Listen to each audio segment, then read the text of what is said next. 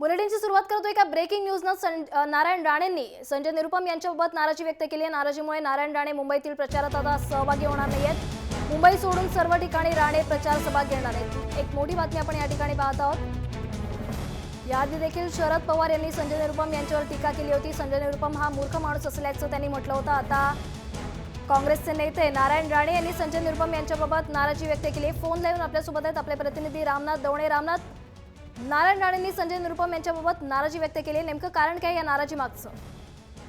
नक्कीच मुंबईतील काँग्रेसमधला वाद जो आहे पुन्हा एकदा चव्हाट्यावर आलेला आहे। आपण पाहिलं की संजय निरुपम आणि गुरुदास कामत यांचा वाद एकीकडे वाढत असताना ज्यात आता नारायण राणे यांनी देखील संजय निरुपम यांच्या विरुद्ध नाराजी व्यक्त केलेली आहे।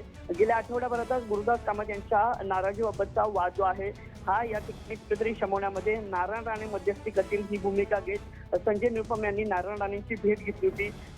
हा वाद जो आहे अंतर्गत वाद अशा पद्धतीचं स्पष्टीकरण जे आहे मीडियासमोर हे स्वतः नारायण राणे यांनी दिलं असताना आता चक्क नारायण राणे यांनीच संजय निरुपम यांच्या विरोधात जे आहे नाराजी व्यक्त केलेली आहे।